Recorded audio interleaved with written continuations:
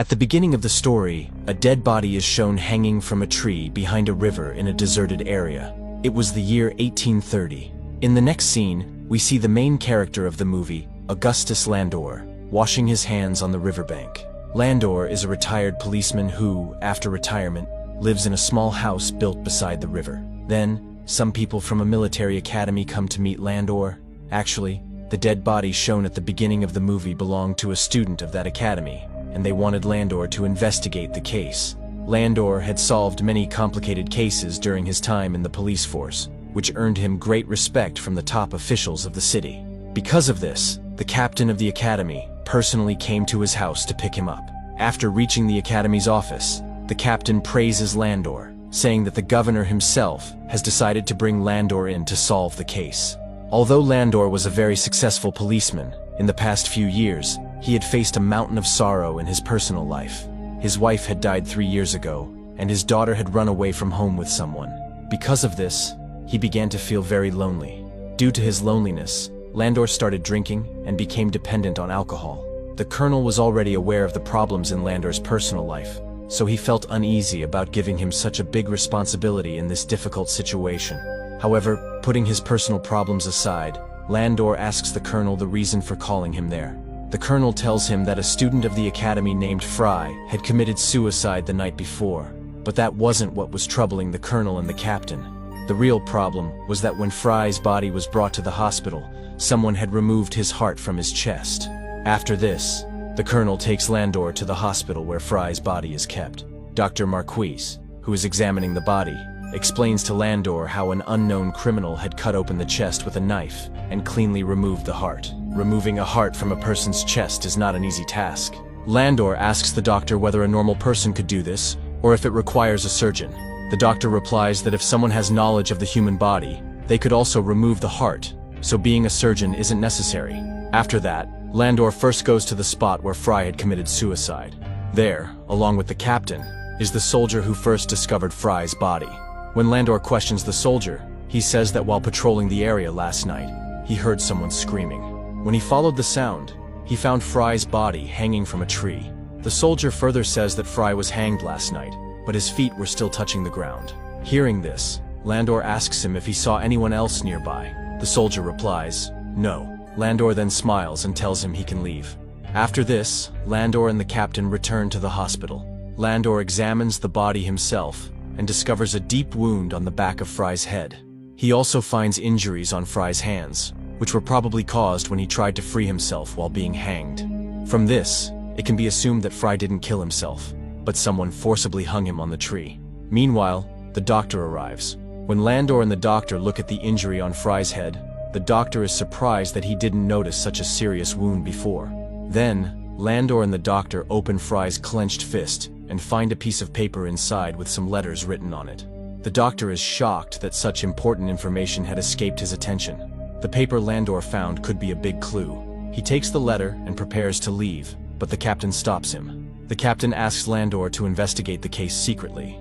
He doesn't want the academy's reputation to be ruined because of Fry's murder. He also strictly warns Landor not to drink any alcohol until the case is solved. Landor had already become infamous in the city as a drunkard. After agreeing to all of the captain's conditions, Landor begins his investigation. He returns to the place where Fry's body was found and starts searching for clues. While investigating, a student from the academy shows up. The cadet's name is Edgar. Edgar tells Landor that he has also been trying to investigate Fry's case in his own way, and he believes that Fry's killer is a poet. Saying this, he leaves. Later, Landor questions the constable who was guarding Fry's body in the hospital when the heart was stolen. The constable tells Landor that he was on duty until 2:30 a.m. At that time, an officer came and discharged him. However, because it was dark, the constable couldn't see the officer's face. Landor is surprised to hear this. The constable also mentions something strange. He noticed that the officer didn't have a rank badge on his shoulder, which is normally a matter of shame for any officer. This makes Landor even more puzzled, so he goes to a bar to calm his mind. Landor knew the bartender, Patsy, very well. Today, Patsy was feeling a bit upset. When Landor asks her the reason for her worry, Patsy tells him that she knew Fry very well and is very saddened by his death. She adds that only a few special people in the academy knew about Fry's death. Landor is surprised and asks Patsy how she came to know about the incident. Patsy points to a man sitting in the bar. Landor sees that it's none other than Edgar, the same person who had told him that Fry's murderer was a poet. Landor asks Edgar why he said that. Edgar, in his poetic style, says that only a poet could think of committing a crime like stealing someone's heart. He adds that he himself is a poet, so he knows how a poet thinks. Landor realizes that Edgar is speaking under the influence of alcohol. As Landor is about to leave, Edgar stops and tells him a secret. Some time ago, Fry had a fight with his roommate, but no one knows what the fight was about. The next day, Landor and the captain bring in 2 soldiers for questioning. One of them was Fry's roommate.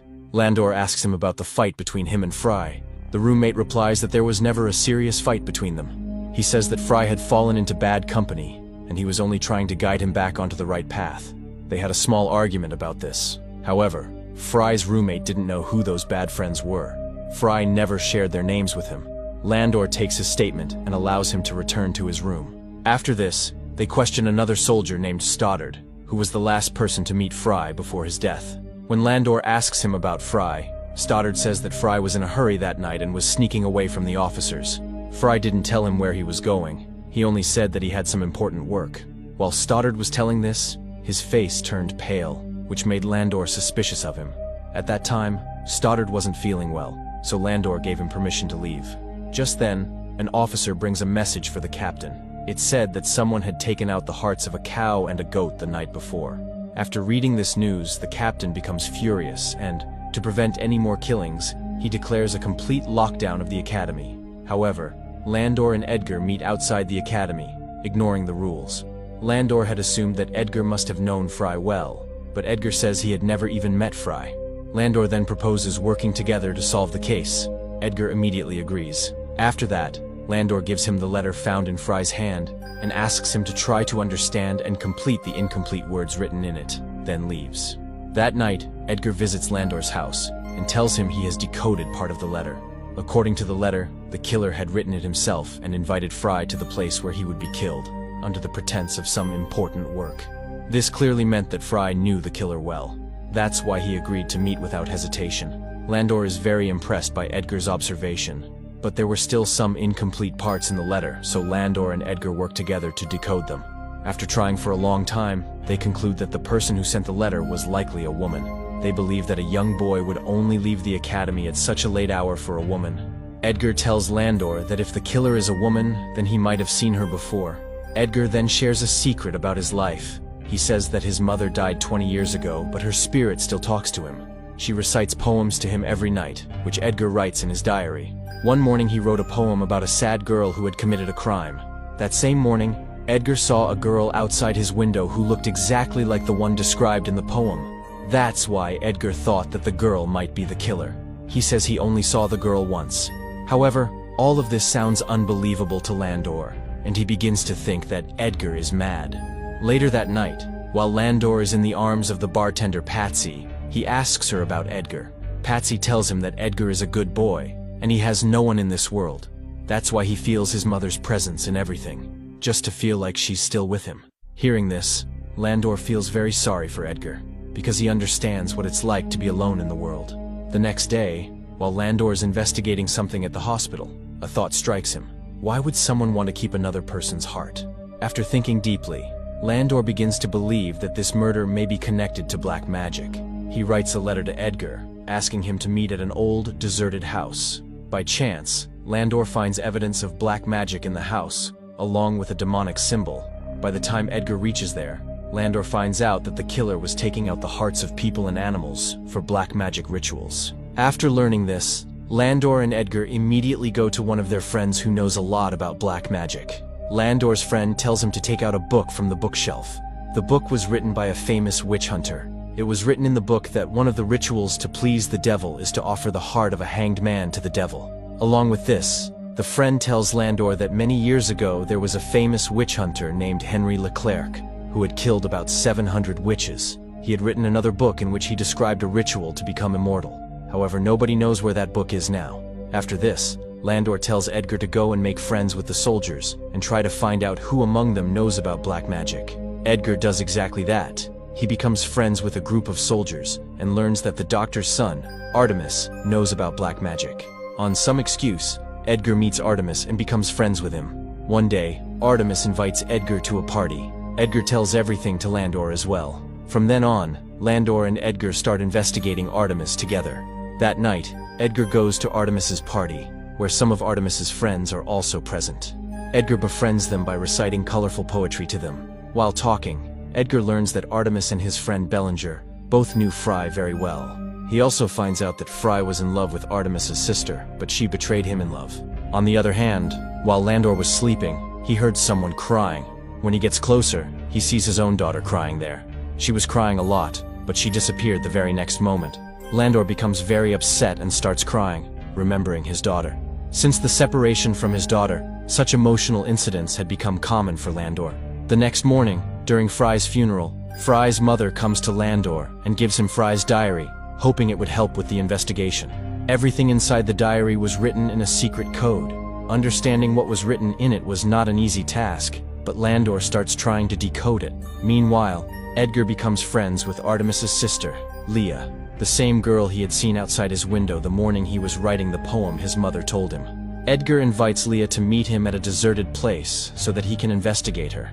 But after seeing Leah's beauty and innocence, Edgar himself falls in love with her. Suddenly, Leah starts suffering from epilepsy. She falls to the ground and starts writhing in pain. Seeing this, Edgar gets extremely scared. However, after a short while, Leah recovers on her own. At the same time, after putting in a lot of effort, Landor finally succeeds in decoding the words written in Fry's diary. That night, while Edgar is returning from the academy, he senses someone's presence around him. But when he looks around, he sees no one. Suddenly, Bellinger attacks Edgar and threatens him to stay away from Leah. Actually, Bellinger was also in love with Leah, and he didn't like Edgar getting closer to her. Just then, Landor arrives and beats Bellinger, making him go away. Edgar becomes very angry and tells Landor that if Bellinger comes between him and Leah again, he will kill him. Landor somehow calms Edgar down and explains things to him. The next morning, Landor hears from the captain that Bellinger has disappeared. Landor is surprised to hear this. He goes with the captain and the rest of the soldiers to search for Bellinger. After a short search, they find Bellinger hanging, just like Fry. His heart was also taken out of his chest. When his body is brought to the hospital, Dr. Marquis tells the colonel and the captain that Bellinger's murderer is someone else, because the chest wounds on Bellinger and Fry are completely different. The biggest difference was that this new murderer had also made Bellinger impotent. After hearing this, the colonel becomes furious and starts questioning Landor's abilities. He scolds Landor, saying that even after so many efforts, Landor has not been able to find any solid evidence. Meanwhile, the captain tells Landor that he now fully suspects Edgar. The captain says that during dinner the previous day, Edgar was openly telling the soldiers about his fight with Bellinger, and he even threatened to kill Bellinger in front of everyone. Landor defends Edgar, saying he is a good boy. He must have said those things in anger, but he can't kill anyone. Then the captain tells Landor something surprising. He says that last summer, Edgar had also gotten into a fight with Fry. The colonel adds that he would have arrested Edgar a long time ago, but there is no solid evidence against him. Hearing this truth about Edgar, Landor is stunned. Once, Landor had asked Edgar about Fry, but Edgar clearly said he didn't know Fry. Now Landor goes straight to Edgar to ask the questions running through his mind. He scolds him angrily and tries to get the truth out of him. In his defense, Edgar says that ever since he joined the academy, he has had fights with dozens of boys because many people made fun of him for his face or personality. But he never let the feeling of revenge grow in his heart. Hearing Edgar's words, Landor also feels satisfied and believes that Edgar is innocent. Later that day, Dr. Marquis organizes a dinner at his house to mourn Bellinger's death. He invites both Landor and Edgar. Everyone is having dinner when suddenly Artemis forgets his manners and starts speaking rudely to Landor. Actually, he suspects that Landor had secretly searched his room. That's why he keeps insulting Landor. Seeing this behavior, Artemis's mother gets angry at him and leaves the dinner table. Right after her, Leah also gets up and leaves. However, the doctor apologizes to Landor for his family's rude behavior and offers to make a drink for him to lighten the mood. While the doctor is preparing the drink, Landor notices a magic book on his shelf. Seeing it, Landor begins to suspect the doctor. He decides to investigate the doctor and asks him if his daughter is sick. The doctor tells him that his daughter, Leah, has a dangerous disease that causes her to live in constant fear. Because of this illness, she hasn't married yet. While they are talking, Artemis comes to call them to listen to Leah's piano performance. But Landor says he wants to get some fresh air, and uses the moment to sneak away and search Artemis's room. Meanwhile, Edgar forgets everything else, and gets lost in Leah's piano tune. He had fallen so deeply in love with Leah that he was ready to do anything for her. On the other hand, Landor finds a coat in Artemis's room that does not have a rank on its shoulder. Landor remembers the academy guard had mentioned that the officer who granted him leave wore a coat just like that. Then, Mrs. Marquis arrives there and is also surprised to see that coat. Landor takes the coat downstairs. The doctor says it belongs to his dead brother, and he doesn't know how it ended up in the house. Landor tells him that the coat was found in Artemis's room. Before Artemis can say anything, the captain arrives and says that another soldier named Stoddard is missing from the academy. Stoddard is the same boy who last saw Fry and nervously gave a statement to Landor. After hearing this, Landor immediately goes with them to search Stoddard's room. After searching the room, Landor tells everyone that Stoddard wasn't kidnapped. He ran away from the academy on his own. Landor says this because Stoddard's belongings were also missing from the room. Landor guesses that Stoddard, Bellinger, and Fry were good friends, and after seeing how Fry and Bellinger died, Stoddard got scared that he would be next. That's probably why he ran away in fear. Because of the coat found in Artemis's room, everyone starts suspecting him of being the killer. But Landor still doesn't have solid proof against Artemis, so he asks the colonel for some more time to gather evidence. Meanwhile, Edgar goes to Leah and recites his poem to her. Leah then takes him out for a walk. On the other side, Landor visits his friend again and learns that Henry Leclerc, the man who wrote the book on immortality, was actually a devil worshipper. Landor's friend also shows him a picture of Henry Leclerc. Landor suddenly remembers that he has seen this painting somewhere else. He immediately rushes to the doctor's house.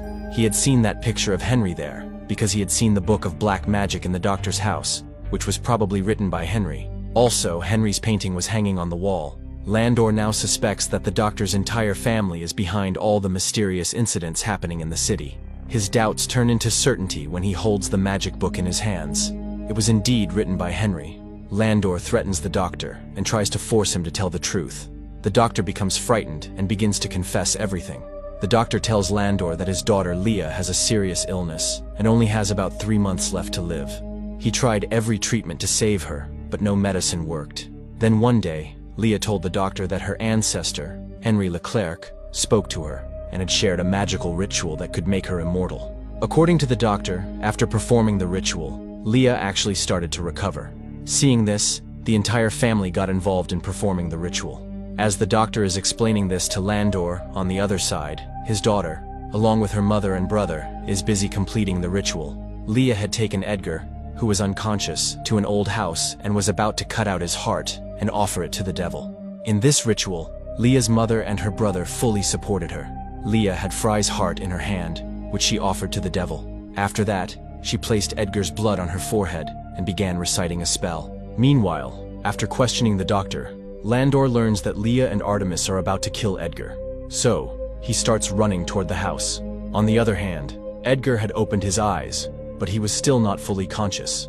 He knew that Leah was going to kill him, but he loved her so much that he was ready to sacrifice himself to keep her alive.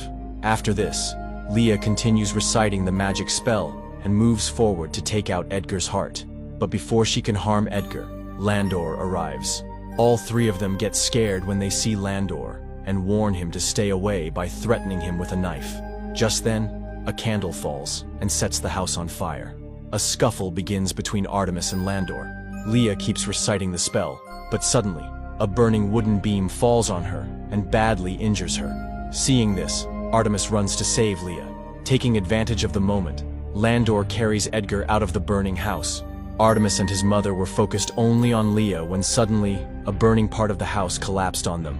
Landor manages to save the doctor's wife, but Leah and Artemis are burned to ashes. Seeing Leah die, Edgar is deeply shocked. After this, Edgar is admitted to the Academy Hospital safely.